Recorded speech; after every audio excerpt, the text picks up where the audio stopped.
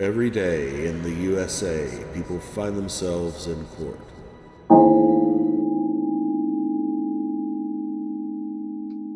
All right, we're going to shift gears, as we often do on Mondays, from general civil matters to some misdemeanor criminal matters. At 10:30, we have this matter scheduled. People versus Tracy Ellen Wallers Penner. That's you. Correct. Here with your lawyer, Ms. Jordan Harden. Also present is Priscilla Walton, who prepared the pre-sentence report. And Abby Stoll is here from the prosecuting attorney's office. This is a charge of domestic violence or domestic assault. Defendant entered a plea in this matter by no contest on February 26th. The matter was set for sentencing today. The defendant called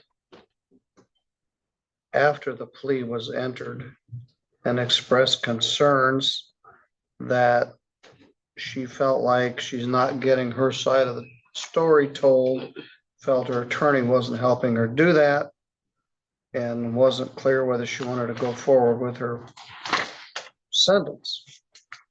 I took quite some time in taking this plea, but the law says that a defendant has the right to withdraw their plea prior to the sentence. And this court is supposed to construe that with great liberality, meaning the court is more likely to grant the motion than not. So we were quite taken aback when you did call, and we relayed that to Ms. Harden. Do you wish to withdraw your no contest plea, or do you wish me to go forward with the sentence here this morning? I don't necessarily wish to withdraw it, but I would like to tell my side of the story. Well, that's what today is for. Okay. And one of the problems is you can't plead no contest and then say, but I really didn't do it.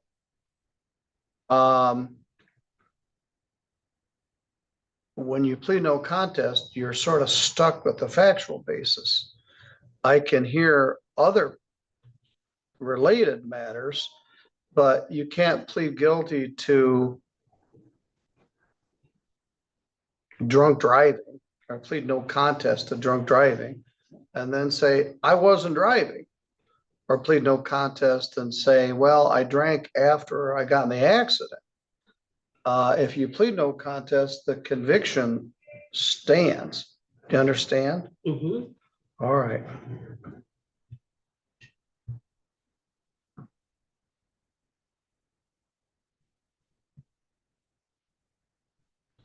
I asked for a pre-sentence report in this matter, and Priscilla Walton has prepared it.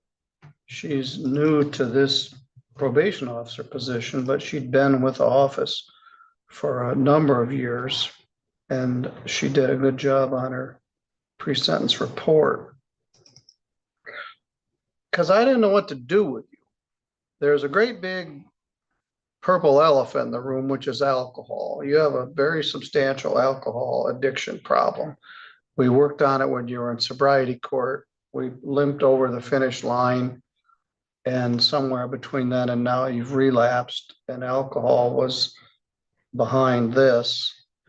And the irony of it is this person who's the complainant in this case was the child in the car at the time of your drinking driving conviction a number of years ago. So I asked Priscilla to help us, and she's prepared the report. So with all that in mind, Ms. Harden, what would you like me to know? Thank you, Your Honor. I did talk to Ms. Wallers-Penner this morning just to affirm kind of what direction we were taking. She indicated that as she had relayed to the court, she had concerns that her side of the story was not being told. I advised her that when you enter a not guilty plea, that's not how that particular portion of the process works, and that today would be her opportunity to tell the court what she wished for the court to hear. It sounds like she has some other information about the incident she wants the court to be aware of. She advises me she has a photo of injury she sustained that she would like the court to see, which I've advised her she can present during her statement to the court. Her concern is not necessarily being on a probation. It's the medical complications that come from the standard no alcohol testing provision that's part of every probation that this court imposes. She advised me that she does have some issues with her, I believe it was her kidneys that mess with her creatinine levels. So she had advised in the past she tested, dilute quite frequently, which, as the court is aware, is treated as a positive in terms of probation. So she did advise she has medical documentation of that from Bronson. So her concern is being sanctioned for testing if she truly is sober, but the medical issues that could. I'm not going down that path again. We struggled that whole probation. My current position, I believe she was trying to get over on us, that it wasn't all medical issues, that she was trying to dodge between the raindrops and was drinking while she was on that probation. But I'm not going to struggle with that every time she's diluted because it was anguishing. And so she may not be able to do a probation, but there were some underlying issues of that. Well, and she's also got some current medical issues with her thyroid that are having a significant impact on her health as well. So her main concern with the probation is not complying with the terms of the probation, is the medical issues creating complications, which could result in sanctions for her. Again, she's indicated that she wishes to relay some additional information about the incident to the court, and her frustration that she wasn't able to do that prior to today. But as I and the court have advised her, today's her ability to do that. And that is the day for it. It's not the date of the arraignment. It's not the date of the plea. It's the date of the sentencing, where I will say, what do you want me to know? Now, if I gave you a test right now, what would it show? Nothing. Okay. And I believe she was tested at the time of the plea and was a PPT was administered and she was 0. So I do believe that she's on the right path to getting back into a sober lifestyle. I think the health issues are essentially forcing her to accept sobriety at this point. I think the recommendation that Ms. Walton has prepared is fair and appropriate. I think the probation could offer her services. However, again, her concern is the testing, and if a medical reason were to cause a dilute, the sanction that would stem from that. So I've advised her just to get everything she has from her providers to probation, so they're aware, and to DRC as well. However, I think the recommendation for probation is appropriate. All right, Tracy, we'll hear from the prosecutor and then we'll hear from you. Ms. Stoll, do you have any input on this? I'll defer to Ms. Walton, Your Honor. All right, let her go last. All right, Ms. Wallers, Penner. As I said, this is the time at sentencing for you to tell me what you want me to know. I've had dozens of conversations with you over the years. What do you want me to know about this circumstance? Well, Your Honor, how the morning had started was that I slept in but woke up and I could not find my cigarettes, which made me angry. Because in the past, Brielle has stolen and hid everything from my cigarettes to my purse to my car keys. How old is she now? She'll be 18 next week. Okay. Sorry, feeling a little emotional. That's fine.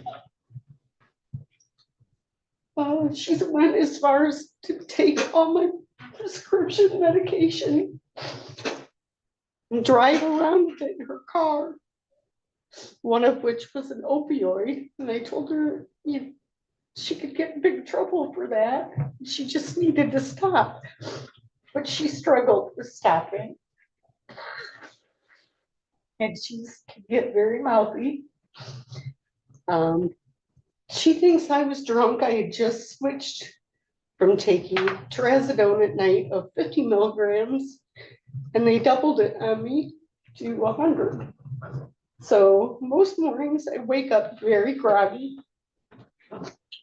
Takes me a couple hours to get up and get going. But anyway, I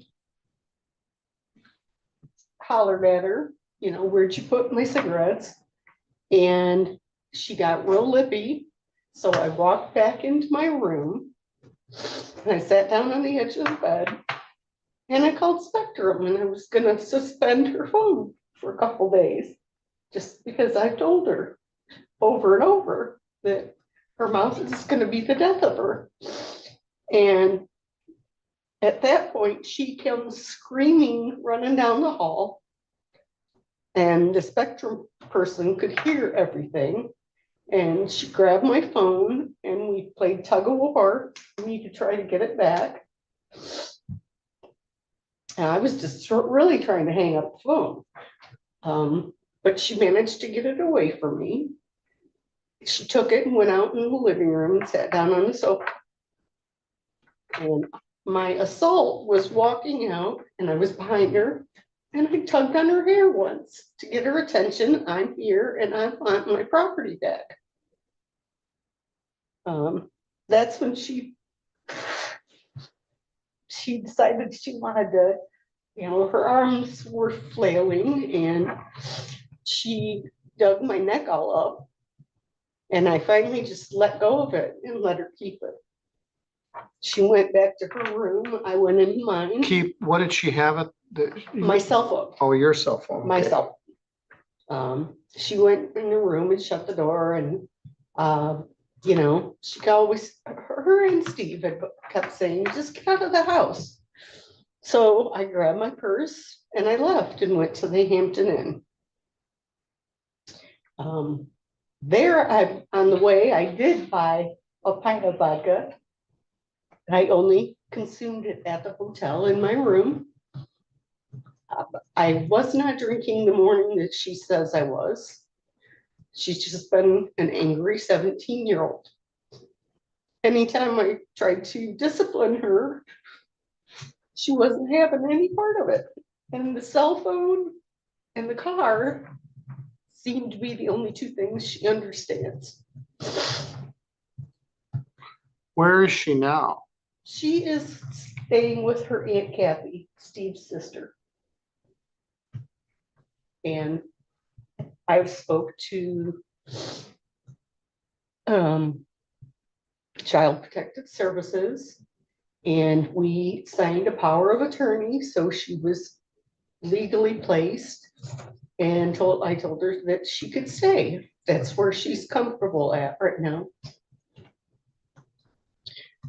I've had very minimal contact with her. But it's been building. It's been a struggle since middle school. We did have an incident in middle school in 8th grade where she had a friend over and she always acted terrible to sort of impress the friend. And she was being lippy and they were down in the basement. So I walked down and I took her iPad out of her hands and started back up the stairs. And she jumped on my back and punched me in the head. There was a police report filed on that. They came and talked to both of us, and she sat in the police car for a while, and ultimately he just let her go and come back in the house. But the electronics and violent behavior seem to go hand in hand. I don't expect that she'll come back home until she goes to college. Do you have any insight to the fact that the way she acts is related to the way you parented her? Oh yeah, I let her get away with everything. Just Yeah, like but my you were mom did. struggling with alcoholism through all that time. And you were drunk a lot of the time. She says, Mom's drunk again this morning. So she didn't respect you. No, And somehow that's all her fault. no. I'm No, not saying that. you've lost her respect. And I was troubled by the fact that you left and they waited around for more than an hour for you to come back, as if maybe you'd gone to buy cigarettes or something. And apparently you checked into a motel and got drunk. So that's not a very good solution to this. You don't have much insight as to how much responsibility you have for the way things are in your house, which are not good.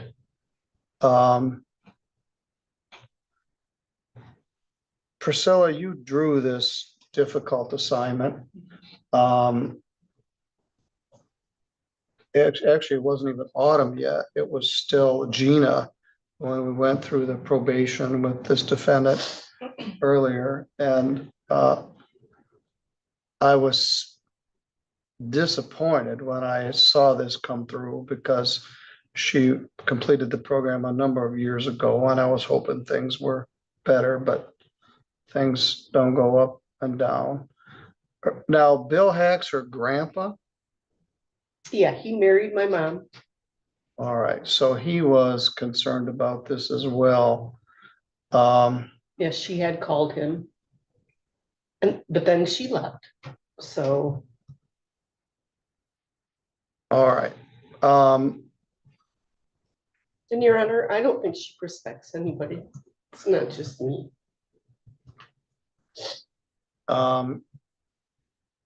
Okay. She's obviously angry. Did we get any additional victim input from the complaining witness? She did not want to be involved in sentencing today, Your Honor. All right, Priscilla, having all that in mind, what's your thought here? I don't have much more else to add, Your Honor. This is a very sad situation. I agree with you as to what you said. I think Miss Waller's daughter's behavior in part is having history of her mom possibly being intoxicated, and assuming that her mom is intoxicated when she is groggy and stealing her medication, stealing her purse, all that stuff. I think it contributes to Miss Waller's behavior with alcohol. And it may be part in as she's a teenager as well. Unfortunately, we did not get any input from the victim in this case. I'm recommending a 24-month probation for Miss Wallers to complete a substance abuse assessment, which Miss Wallers did indicate to me that she reached out to Pivotal on her own to try to schedule a substance abuse assessment. She's aware that she struggles with alcohol. And I think her complete anger management would be helpful for her to know how to handle situations as these. Miss Wallers already has an estranged relationship with her oldest daughter. So it would be unfortunate if she comes to the same circumstance with her youngest daughter as well.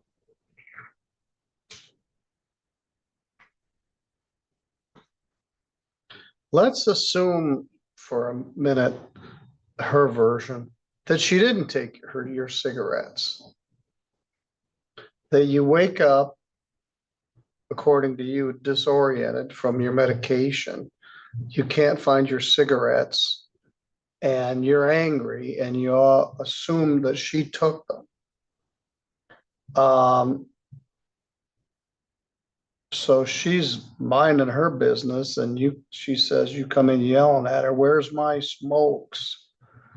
And that's how the morning started. And she said, I didn't take your effing smokes. That's how low rent all that sounds. So then you decide, either in a moment of disorientation or a moment of clarity, you're going to call Spectrum and turn off her phone.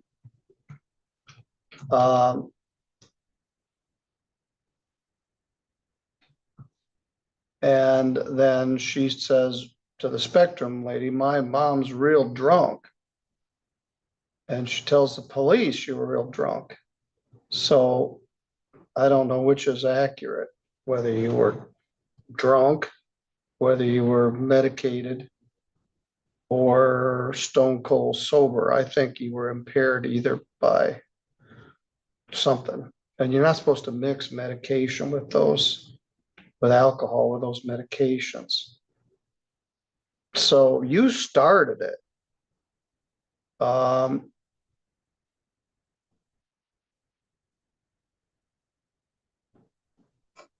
And now, over some dumb cigarettes, your daughter's living out of the home with an aunt, probably doing okay, making her way in the world. And the fact that you don't have any relationship with your daughters is on you. I agree with Priscilla that you could benefit from a probation, but I'm not going down that dilute path again. So one option is just give you 90 days in jail right now and get it over with. You'll get 5 days a month, good time. It'll be about 75 days. You'll be out before the summer is over. The other option is try to go through probation. Have you started AA or anything back again? I've not started AA, and I couldn't tell you the exact date. I meant to look it up, but I believe I have my first appointment at Pivotal the end of this week. That mitigates toward just 90 days in jail. You have a serious, substantial, long-term alcohol substance abuse addiction. And you don't need me to tell you that. It's wreaked havoc on your life and your family's life.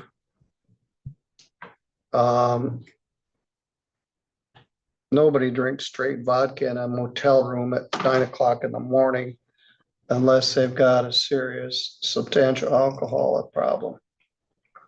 And you haven't done anything about it. You've been to AA, you had a sponsor, you may have even been a sponsor. And after all this went down, it's like, well, that's not my problem. So you haven't done anything about it. Her mouth may be the death of her. Some of that is how 17-year-old girls are. Some of it is the times we live in, and some of it is the environment she grew up in. Do you think you can do a probation? Yeah. Why haven't you gone back to AA? Honestly, I have not felt well. The thyroid issue has caused me extreme fatigue. I'm nauseated all the time. I'm either sweating and burning up or freezing to death. So I was glad to at least finally get a diagnosis so I could work on that. Because I was beside myself. What was wrong with me? And it took my doctor a long time to find it. I don't know why, but What is your diagnosis? it's hyperthyroidism. Well, you were struggling with that when I knew you 10 years ago. It was a thyroid issue. But they never confirmed anything. They just speculated. And Well, I thought that's what it was. she put me through a bunch of tests. And I had another physician tell me that he also thought that was the issue. Well, So we're in the process of figuring out the medication. well, whatever it is, you're not supposed to mix alcohol with it. And you're not capable of just holding your breath and saying, hey, I'm not going to drink any alcohol, because you can't. You need more. I know for a fact, we were talking about hyperthyroidism when you were in our program and you kept having all those dilutes.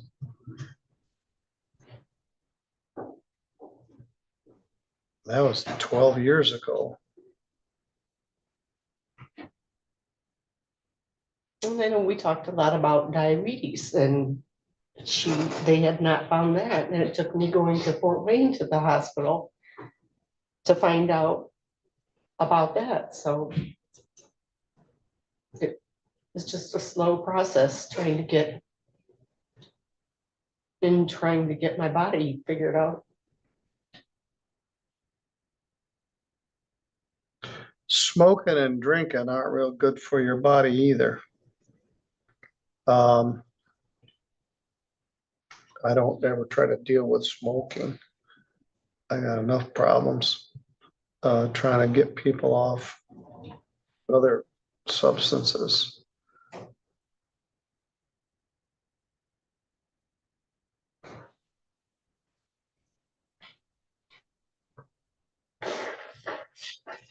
All right, I'm gonna order 90 days jail. Credit 1. Of the 90 days ordered, 89 are deferred. But if we have a probation violation, I'm just gonna give you all 89 days. I don't want you to try to dodge between the raindrops again and beat the testing.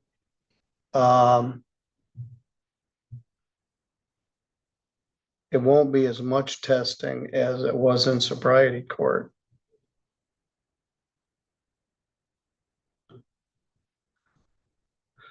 But this is going to be a tough assignment for Priscilla. The fine is 0. There's a $75 crime victims' rights fee and a $50 state minimum fee, $150 attorney fee, probation oversight fee to $480. I'm putting you on a 12-month probation. At that time, we'll see what the prosecutor thinks about the deferral. Let's add that up. Your Honor, my understanding in dealing with Ms. Canfield for the plea was that they were not willing to offer the deferral. I understand, but maybe if she does a really good job on probation, maybe they'll reconsider. Won't hurt to ask, but the deferral is not part of this agreement because I can't do it unless the prosecutor consents. I don't think she's eligible, Your Honor. I don't think she has a previous DV, does she? The child abuse. Oh, conviction yeah, was- maybe that did it. The That's what child, Ms. Canfield Yeah. advised. yep. Thank you, Abby. Yeah, the child in the car, that means you're not eligible, so I guess it won't matter. Even if they did agree to it, you're not eligible for it.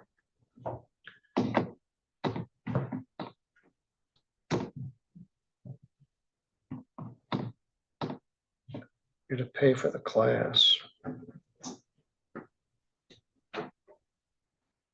That's $755. Have a PR bond.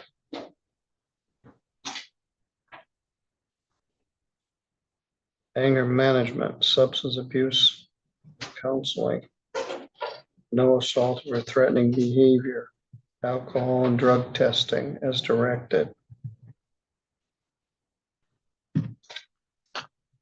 I'm not sure if you're willing to, your life would get better, health-wise, wealth-wise, relationship-wise, if you could get alcohol out of it. And if you don't want to go to AA, I'm not going to force it. I'm just going to give you a jail and you can get out and continue with your life. But I want you to get plugged back into some support group. I'm not going to beat myself up over this. It's either going to work or it isn't. The women's anger management class, I think you could greatly benefit from. And if we could get your substance abuse situation under control, you come out better at the other end than you are at going in the end. If not, I'm just going to give you some jail time and then let you go on with your life as you see fit.